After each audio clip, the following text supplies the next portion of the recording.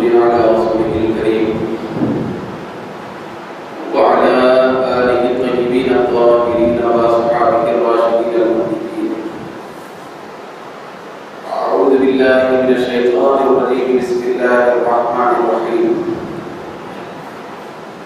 وإذ ابتلى إبراهيم ربه بكلمات فأتمهن قال إني جاعلك للناس إماما قال ومن ذريتي قال لا ينال عهد الظالمين. صدق الله مولانا العظيم. جميع حاضرین محترم، سامعین مکرم، حسن اتفاق یہ ہے کہ آیات مقدسہ کا جو سلسلہ وار درس ہم سنتے آ رہے ہیں، گزشتہ درس کے موقع پر جس آیت مطہرہ کے سلسلے میں تبصرہ کرنے کی سعادت حاصل ہوئی تھی،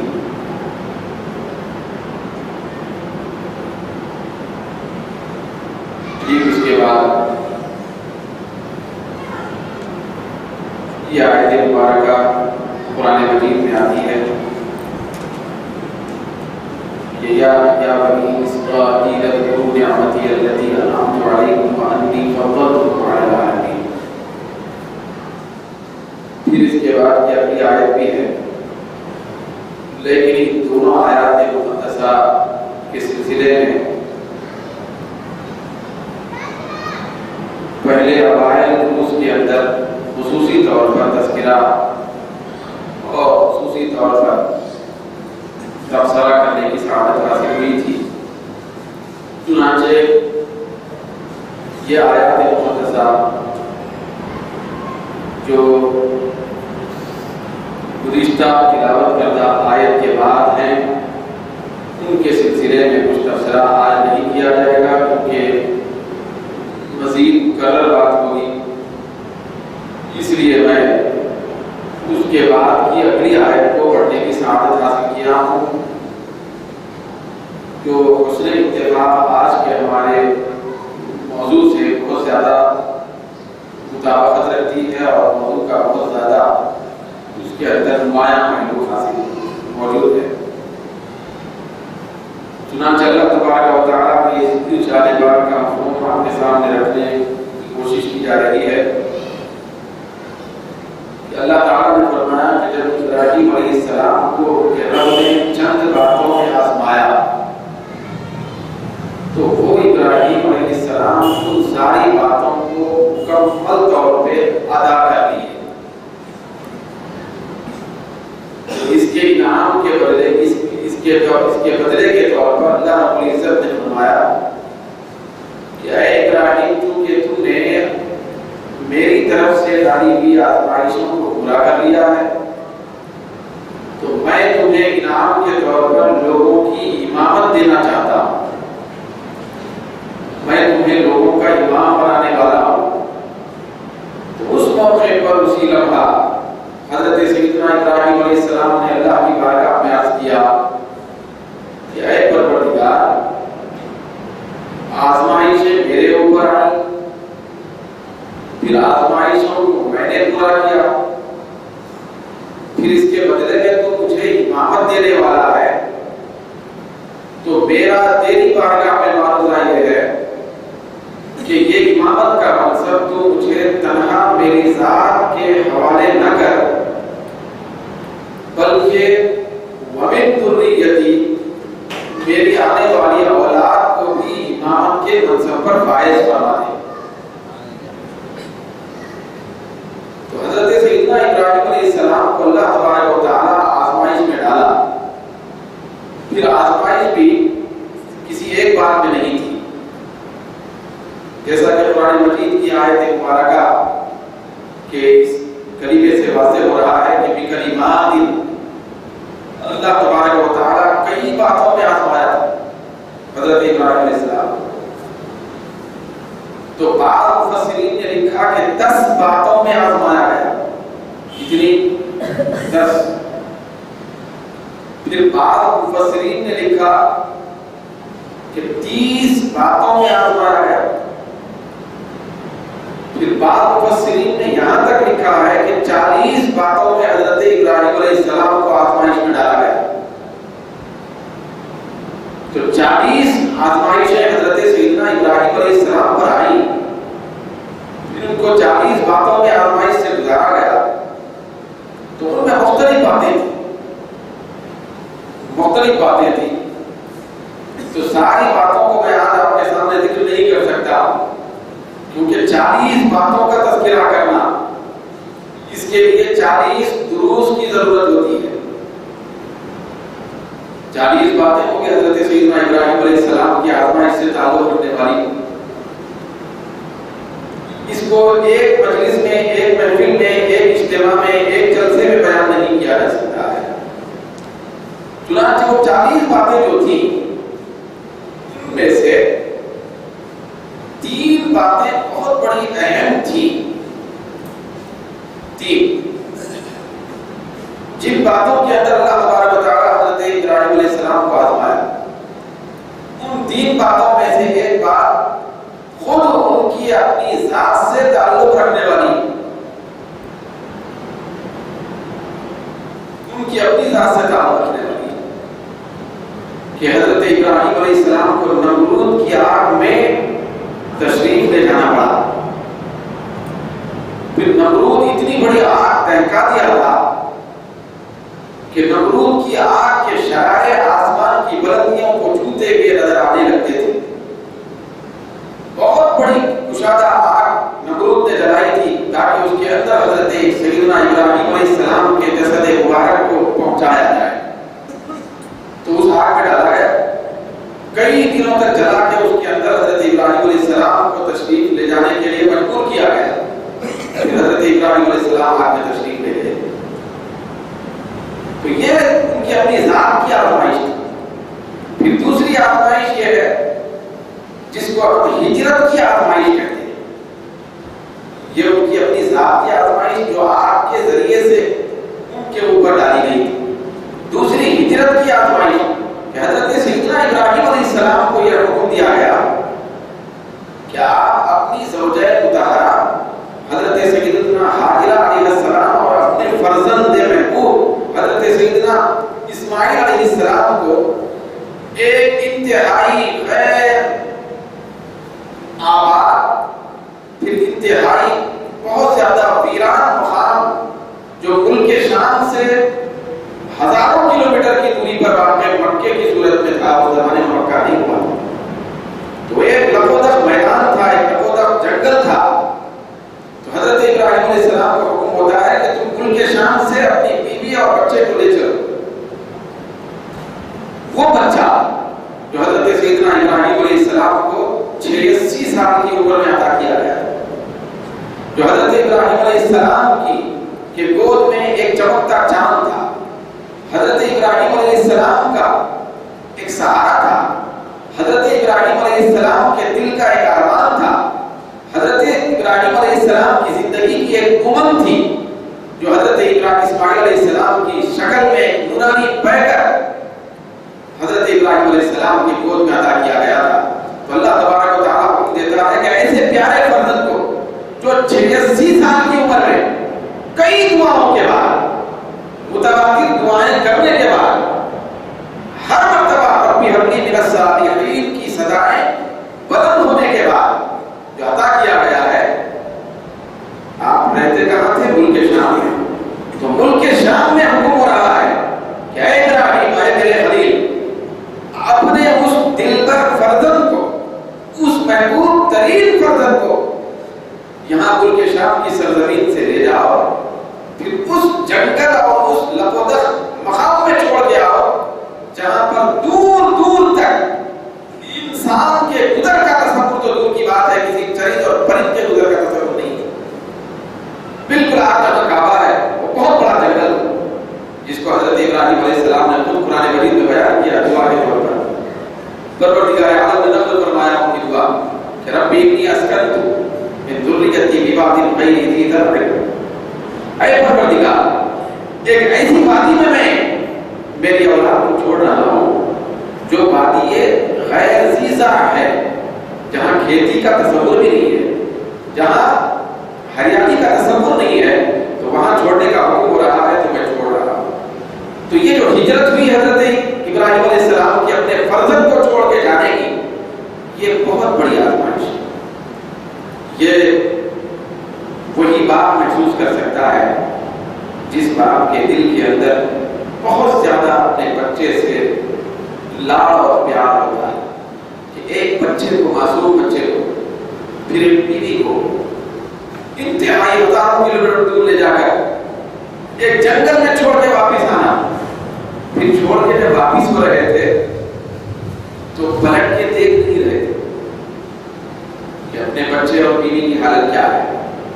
چھوڑ دیا گیا، کوئی انسان نہیں ہے، کوئی چرند نہیں ہے، کوئی پانی کا تصور نہیں ہے، کوئی تحفظ اور سیکورٹی کا کوئی تصور نہیں ہے۔ وہاں چھوڑ کے واپس ہوتے ہوئے پلٹ کے بھی نہیں دیکھتے۔ تو حضرت سیدتنا حاجرہ علیہ السلام عرض کرتی ہیں کہ اللہ کے خلیل، یہ بتاتے جائیے جاتے جاتے کہ مجھے اور بچے کو کس کے بھروسے پہ چھوڑ کے جا رہے ہو؟ تو حضرت ابراہیم علیہ السلام نے ارشاد فرمایا تھا کہ میں اللہ کے بھروسے پر تم کو چھوڑ کے جا رہا ہوں۔ حضرت سیدتنا حاجرہ علیہ السلام اپنے لخت جگر کو گود میں اٹھا کر جو دودھ پیتے بچے ہیں یہی عرض کیا تھا کہ اللہ کے خلیل، اے میرے سردار، اگر اللہ کے بھروسے پر تم چھوڑ کے جا رہے ہو تو پھر میں بے فکری کے ساتھ یہاں رہنے کے لیے تیار ہوں۔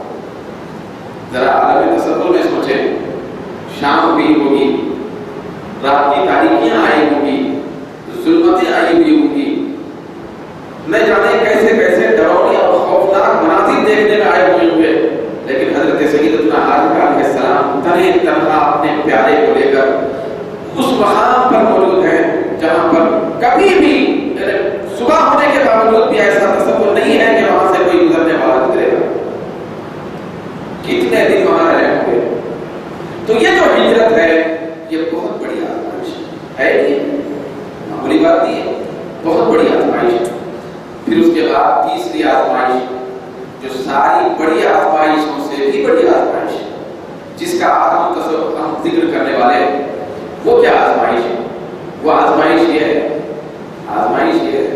حضرت ابراہیم علیہ السلام کی ذات کی آزمائش کہ آپ آگ میں تشریف لے گئے، مسکراتے بیٹھے ہوئے، آگ میں تشریف لے گئے، حضرت جبریل علیہ السلام حاضر بارگاہ ہو کر عرض کرتے ہیں کہ اللہ کے خلیل، آپ اللہ سے دعا فرمائیں کہ پروردگار عالم اس آزمائش و امتحان کو آپ سے دور کر دے۔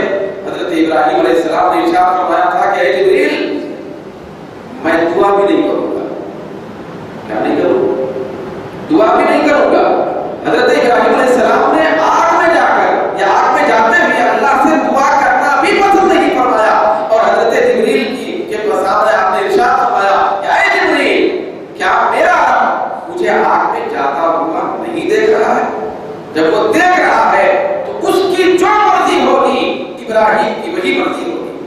اگر وہ چاہتا ہے کہ نارے نمرود میں ابراہیم جل جائے تو جلنے کے لیے تیار ہے، اگر وہ چاہتا ہے کہ بچ جائے تو وہ بچائے گا، میں بچنے کے لیے تیار ہوں۔ اپنی ذات کے لیے دعا نہیں فرمائے، یہ نقطہ یاد رکھیں، ذات کو آگ میں جانے کے لیے مجبور کیا جا رہا ہے، آگ میں تشریف لے جا رہے ہیں۔ آگ ہے آگ، چھوٹی موٹی آگ نہیں ہے چولہے کی، کوئی اسٹوو کی آگ نہیں ہے۔ کئی دن سے کئی درختوں کو، سینکڑوں درختوں کو کاٹ کر نمرود نے جلا کے رکھا تاکہ اس کی شدت اور حرارت اور اس کی بھاپ حد سے زیادہ، بہت زیادہ سخت ہو جائے۔ اس آگ میں تشریف لے جا رہے ہیں، پھر جبریل نے حاضر ہو کے عرض کرتے ہیں کہ میں مدد کروں، کچھ مدد کی ضرورت ہے۔ حضرت ابراہیم علیہ السلام نے ارشاد فرمایا، جبریل، اما الیک فلا، تمہاری مدد کی ضرورت نہیں ہے، میرا رب مجھے دیکھ رہا ہے۔ تو وہاں دعا نہیں فرمایا حضرت ابراہیم علیہ السلام۔ تو آپ اندازہ لگائیں، جو ابراہیم اپنی ذات کو آگ میں جاتا ہوا دیکھ کر اپنی ذات کے لیے دعا نہیں فرماتے ہیں، وہی ابراہیم حضرت سیدنا اسماعیل علیہ السلام کے لیے سینکڑوں مرتبہ دعا فرماتے ہیں۔ کیا فرماتے ہیں؟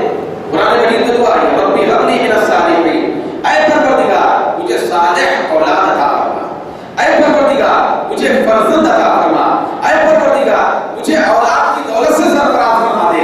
जो इब्राहिम अपनी जात के लिए दुआ नहीं फरमाते, आग में जाता हुआ देखकर सनम ने की कैफियत नहीं तारीफ कर लेते और दुआ के लिए हाथ नहीं उठाते हैं, तो वो इब्राहिम जब अपने बेटे और प्यारे के लिए दुआ करे होंगे तो वो फर्जंद कितना ज्यादा आपको महबूब होगा, कितना ज्यादा प्यारा होगा, जिसको दुआएं कर करके आपने मांगा था। तो बहुत बड़ा प्यारा लफ्ज़ निकल था, मांग के लिया था। तो हजरत इस्माइल अलैहिस्सलाम, तो वो उस फर्जंद को पहले तो छोड़ने का हुक्म हुआ, बचपने में छोड़ने का हुक्म हुआ, हिजरत हुई, मुल्क शाम से लाके छोड़ के वापस चले गए मुल्क शाम चले गए। हजारों मील दूर का फासला है, मुल्क शाम चले गए, छोड़ने का हुक्म हुआ। फिर हुआ ये कि छोड़ने में उनके वालिदा साथ थी, फिर वालिदा देखभाल कर रही थी।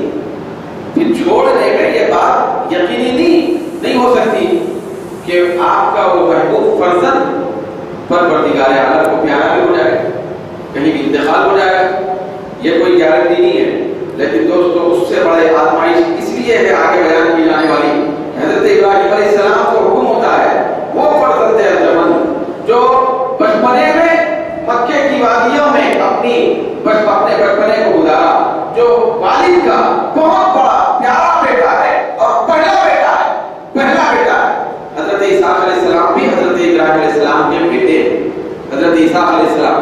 लेकिन इस्हाक़ अलैहिस्सलाम हज़रत इस्माइल अलैहिस्सलाम के 4 साल के बाद पैदा हुए। क्या तफसीरों में आया है, मुसद्दक़ा रिवायत है, 4 साल के बाद पैदा हुए। हज़रत इस्माइल अलैहिस्सलाम की पैदाइश उस वक्त हुई जबकि हज़रत इब्राहीम अलैहिस्सलाम की उम्र मुबारक 86 साल थी। फिर हज़रत इस्हाक़ अलैहिस्सलाम की विलादत उस वक्त हुई जबकि हज़रत इब्राहीम अलैहिस्सलाम की उम्र मुबारक 100 साल, तो बल्कि 14 साल का फर्क, 14 साल का फर्क दोनों की विलादत में, पैदाइश में। तो हज़रत इस्हाक़ अलैहिस्सलाम भी आपके फर्जंद थे। लेकिन याद रखें, ये कितनी बात है एक बाप के लिए कि एक वालिद के लिए, एक माँ के लिए सबसे बड़ा जो बेटा होता है पहला, वो उनकी निगाहों का बहुत बड़ा ज्यादा चमकता तारा होता है, वो ज्यादा महबूब होता है जो पहला बेटा होता है। क्यों? इसलिए कि वो होता तन्हा एक ही है, तो माँ बाप की सारी मोहब्बतें उसी एक बेटे के अतराफ गर्दिश करती है बेटा, एक सारी मोहब्बतें और उल्फतें उससे वाबस्ता रहती हैं। तो आप अंदाजा लगाएं कि हज़रत इस्माइल अलैहिस्सलाम को हज़रत इब्राहीम अलैहिस्सलाम ने मांग के लिया था। फिर ऐसा चांद जिसके सामने शर्मा जाए, ऐसा चेहरे वाला एक मासूम प्यारा जिगर, फिर वो भी पहला बेटा। ये याद रखें, बड़ी आजमाइश क्यों बन रही है, पहला बेटा है तो पहला बेटा ऐसे ही बहुत महबूब होता है। हज़रत इब्राहीम के लिए कितना महबूब हुआ होगा, जबकि हज़रत इब्राहीम अलैहिस्सलाम के लिए आया है कि हज़रत इब्राहीम अलैहिस्सलाम की ये खुसूसियत है अंबिया की जमात में, हमारे सरकार के बाद हज़रत इब्राहीम अलैहिस्सलाम की ये खुसूसियत है कि परवरदिगार आलम ने उनके दिल में औलाद की मोहब्बत को बहुत ज्यादा गालिब तौर पर रखा, बहुत ज्यादा गालिब तौर पर रखा था। हज़रत इब्राहीम अलैहिस्सलाम को बच्चों से बड़ा प्यार था। मैंने ज़िक्री तौर पे इससे पहले दर्ज किया था कि बच्चों से बहुत मोहब्बत थी। हज़रत इब्राहीम अलैहिस्सलाम बच्चों से इतनी मोहब्बत रखते हैं कि रिवायत में आता है, सारी तफासीर के अंदर मौजूद है कि इब्राहीम का जो नाम है, ये इब्राहीम, ये हज़रत इब्राहीम अलैहिस्सलाम का जो इसमें मुबारक है, हज़रत खलील का, इब्राहीम के माना आते हैं मेहरबान बाप। इसके माना ही मेहरबान बाप, सूर्या जुबान में इसके माना है मेहरबान बाप। तो आप अंदाजा लगाएं कि हज़रत खलील अलैहिस्सलाम का नाम ही ऐसा रखा गया जिसके माना है मेहरबान बाप। तो आप अंदाजा लगाएं कि वो कितना ज्यादा बच्चे से मोहब्बत और उल्फत रखने वाले होंगे कि नाम ही ऐसा पड़ गया कि मेहरबान बाप, मोहब्बत वाला बाप, उल्फत रखने वाला बाप, रहम करने वाला बाप, रहम दिल बाप। नाम ही आपका ये है कि जो रहम दिली पे दलालत करता है, बच्चों से वाबस्तगी पे दलालत करता है, बच्चों से प्यार पे दलालत करता है। इसीलिए हज़रत इब्राहीम अलैहिस्सलाम की ज़ात के बारे में हमें सोचना चाहिए, तसव्वुर रखना चाहिए कि बच्चों से बहुत ज्यादा मोहब्बत थी। روایت میں آیا، غور سے سنیں، معراج کے واقعات میں بھی احادیث کی کتابوں میں یہ روایت موجود ہے، پھر تفسیروں میں بھی تقریباً یہ روایت موجود ہے، جس سے یہ ثابت ہوتا ہے کہ حضرت ابراہیم علیہ السلام بچوں سے بہت محبت رکھتے ہیں۔ کیسے؟ سرکار کونین صلی اللہ علیہ وسلم معراج کے لیے تشریف لے جا رہے ہیں، حضرت ابراہیم علیہ السلام سے پہلے کئی انبیاء کرام سے ملاقات ہوئی، آپ کو معلوم ہے، معراج کے ضمن میں آپ سنتے رہتے ہیں ایسا۔ حضرت ابراہیم علیہ السلام کے پاس سے جب گزر ہو رہا تھا تو آقا جہاں صلی اللہ علیہ وسلم جبریل کے ساتھ تشریف لے جا رہے تھے، حضرت ابراہیم علیہ السلام کو سرکار نے ملاحظہ فرمایا کہ ایک بازو میں وہ بہت سارے کثیر بچوں کے درمیان میں تشریف فرما ہے۔ کہاں؟ بچوں کے درمیان میں تشریف فرما ہے حضرت ابراہیم علیہ السلام، بچوں کا ہجوم ہے آسمان پر، وہاں آپ کے اطراف پورے بچے ہیں، آپ کے سامنے بچے بیٹھے ہوئے ہیں۔ تو حضرت ابراہیم علیہ السلام سرکار دو عالم جہاں صلی اللہ علیہ وسلم وہ دیکھتے ہیں تو سلام کہتے ہیں، سلام سرکار سلام کا جواب دیتے ہیں، سرکار سلام کرتے ہیں، وہ سلام کا جواب دیتے ہیں۔ تو وہ بچے وہاں بہت زیادہ آپ کے پاس بیٹھے ہوئے تھے، تو روایت میں آیا ہوتا یہ ہے، بعض روایتوں میں ہے کافر کے بچے ہوں یا مسلمان، کافروں کے ہوں یا مسلمان، بعض روایتوں میں آیا ہے کہ مسلمانوں کے بچے جو بچپنے میں انتقال کر جاتے ہیں، نابالغیت میں جو انتقال کر جاتے ہیں، تو رب العالمین نے وہاں عالم برزخ میں ایسا نظام بنایا ہے کہ جتنے بچے، دیکھیے بچے کا معاملہ ہوتا کیا ہے، بچہ از خود کچھ کر نہیں سکتا، بچہ کسی کی نگرانی میں ہوتا ہے، بچہ کسی کی حفاظت میں ہوتا ہے، بچہ کسی کی کفالت میں ہوتا ہے، بچہ اپنے طور پہ بڑا تو ہے نہیں وہ کچھ کر سکے۔ تو اللہ تبارک و تعالیٰ نے اپنی قدرت سے یہ نظام بنایا ہے رحمت سے کہ حضرت ابراہیم جو بھی بچے مسلمانوں کے قیامت تک، اس زمانے سے لے کے قیامت تک جتنے بچے بچپنے میں انتقال کرتے ہیں، وہ سارے بچوں کو حضرت سیدنا ابراہیم علیہ السلام کی کفالت میں دے کر وہاں حضرت ابراہیم علیہ السلام کے سامنے بٹھایا جاتا ہے۔ روایت میں ہے، میں روایت پڑھوں، تو حضرت ابراہیم علیہ السلام کے سامنے ان بچوں کو بٹھایا جاتا ہے۔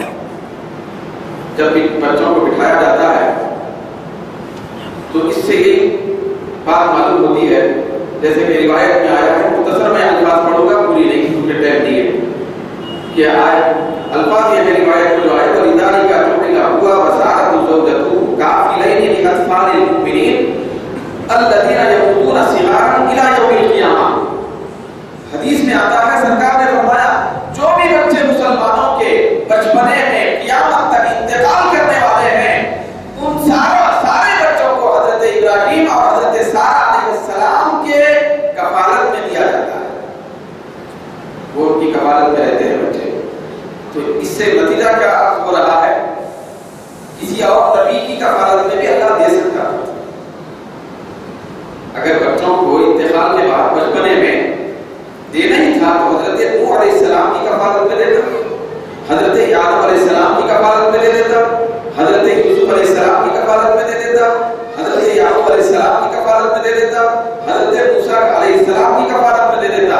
سارے انبیاء میں سے پروردگار عالم نے مسلمانوں کے انتخاب کیے جانے والے بچوں کی کفالت کے لیے اگر کسی ہستی کا انتخاب کیا ہے تو حضرت ابراہیم علیہ السلام کا کیا ہے۔ کیوں؟ اس لیے کہ ابراہیم اس مہربان باپ کا نام ہے جو قیامت تک آنے والے ہر چھوٹے بچے سے اس کے اپنے باپ سے زیادہ محبت رکھتا ہے۔ بچے کے باپ سے زیادہ محبت حضرت ابراہیم علیہ السلام کے دل میں اس بچے سے ہوتی ہے۔ بچوں سے اتنا پیار، بچوں پر اتنی شفقت، اتنی شفقت تھی، تو لہذا اب اس تناظر میں آپ غور کریں۔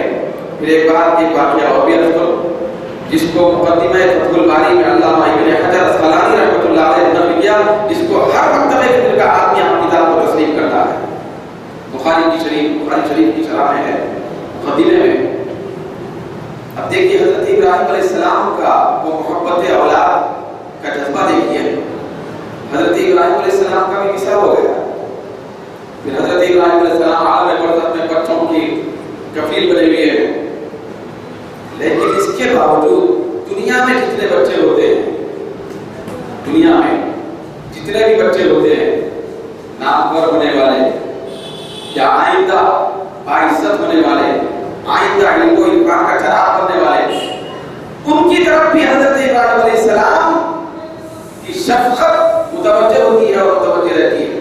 چنانچہ روایت میں آیا ہے کہ حضرت سیدنا امام بخاری رضی اللہ تعالیٰ جو بخاری شریف لکھے ہیں، بخاری شریف جو نام لیتے رہتے ہیں، بخاری شریف کے لکھنے والے جو ہستی ہے امام بخاری، یہ بچپنے میں نابینا ہو گئے۔ بخاری شریف لکھنے والی ہستی امام بخاری کی نابینا ہو گئے، بالکل دونوں آنکھوں سے نابینا ہو گئے۔ نابینا جب ہو گئے تو ان کے والدہ ان کی بینائی کے لیے دعا کرتے رہتی تھی، اللہ کی بارگاہ دعا کرتے رہتی تھی۔ دعا کرتے کرتے ایک رات قسمت جاگ اٹھی، حضرت امام بخاری دونوں آنکھوں سے نابینا بچپنے میں، والدہ دعا کر رہی ہے، دعا کر کے آرام کرتی ہیں۔ جب نیند کے آغوش میں چلے جاتی ہیں، قسمت کا تارا اور ستارہ چمک جاتا ہے۔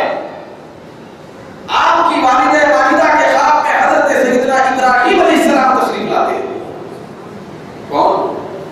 حضرت ابراہیم علیہ السلام تشریف لاتے ہیں حضرت امام بخاری کے والدہ کے خواب میں، جن کے دل کے اندر یہ خواہش تھی کہ میرا بیٹا بینا ہو جائے، نابینا تھی۔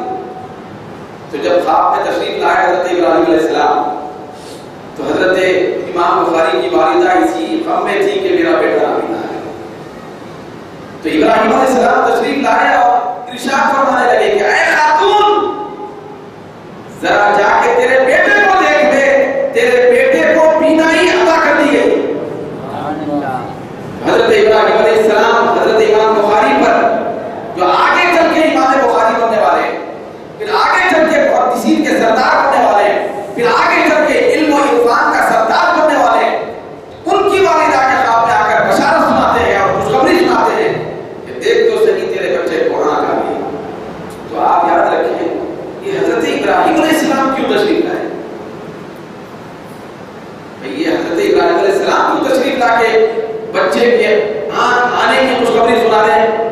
اس کی وجہ کیا ہے؟ اس کی وجہ یہی ہے کہ حضرت ابراہیم علیہ السلام اپنے اعلیٰ منصب پر بیٹھ کر وہاں دیکھ رہے تھے کہ ایک بچہ ہے جو آگے چل کر علم و ہدایت کا چراغ بننے والا ہے اور جو ساری دنیا کے اندر علم کی روشنی کو بانٹنے والا ہے، وہ نابینا ہے۔ تو حضرت ابراہیم علیہ السلام کی وہ شفقت کا جذبہ بیدار ہو جاتا ہے۔ حضرت ابراہیم علیہ السلام سے رہا نہیں جاتا، وہ آتے ہیں اور اپنے تصرف سے امام بخاری کی آنکھوں کو بینائی میں تبدیل کر دیتے ہیں اور والدہ کو خوشخبری سنا کے واپس ہوتے ہیں۔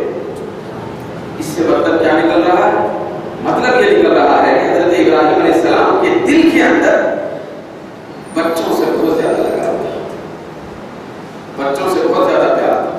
آپ ذرا سوچیں، امام بخاری حضرت ابراہیم علیہ السلام کے خاص بیٹے ہیں، بولیے حضرت امام بخاری، ان کے والد کا نام ہے اسماعیل، تو وہ حضرت اسماعیل جو تھے ان کے بیٹے ہیں، ان کے بیٹے ہیں۔ حضرت ابراہیم علیہ السلام کے تو براہ راست بیٹے نہیں ہیں، دوسروں کے بیٹے ہیں۔ تو دوسرے کے بیٹے پر اتنی شفقت وصال فرمانے کے بعد بھی کہ آپ اپنی توجہات اور تصرفات کے ساتھ تشریف لا کر اس کو بینائی عطا کرتے ہیں اور بشارت سناتے ہیں اور اتنا زیادہ امام بخاری پر احسان کرتے ہیں عالم بچپنا میں، تو جب دوسرے کے بیٹے پر اتنی شفقت اور محبت کا برتاؤ ہے تو خود حضرت اسماعیل علیہ السلام جو ان کے پہلے فرزند ہیں، پیارے فرزند ہیں اور 86 سال کی عمر میں دعا کرتے کرتے عطا کیے گئے ہیں، ان کے ساتھ محبت کا عالم کیا ہوگا؟